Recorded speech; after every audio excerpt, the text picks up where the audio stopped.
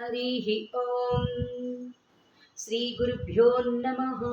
मम गुरुरूपिणी मातललिता परमेश्वरी देवताभ्यां नमः। गं ग्लं क्षिप्रगणपतये नमः। हरिः ॐ ॐ गणानां त्वा त्वा गणानां त्वा गणपतिं त्वा गणानां त्वा गणपतिं त्वा गणपतिगुं हवामहे गणपतिं त्वा गणपतिगुं हवामहे गणपतिगुं हवामहे कविं कविगं हवामहे गणपतिगं हवामहे कविं गणपतमिति गणपतिं हवामहे कविं कविगं हवामहे कविं कवीनां कविगं हवामहे कविं कवीनामुपमस्रवस्तमं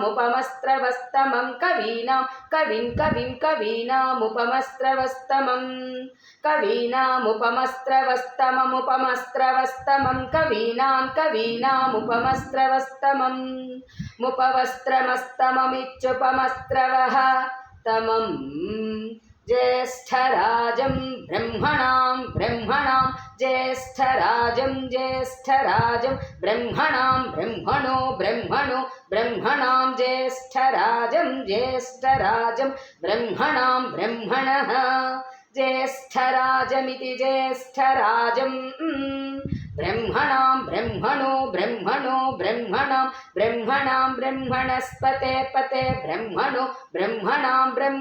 ब्रह्मणस्पते ब्रह्मणस्पतपते ब्रह्मणो ब्रह्मणस्पत आपते ब्रह्मणस्पत आपते पत आनो न आपते पत आनः आनो न शृण्वन्न आनशृण्वन् न शृण्वन्नो न शृण्वन्नोतिभिः शृण्वन्नो न शृण्वन्नोतिभिः शृण्वन्नोतिभिः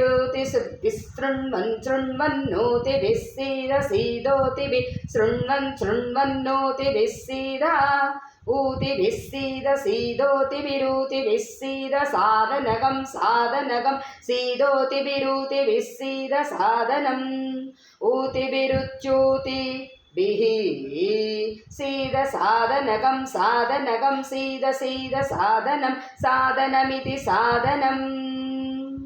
ॐ श्रीमहागणाधिपतये नमः।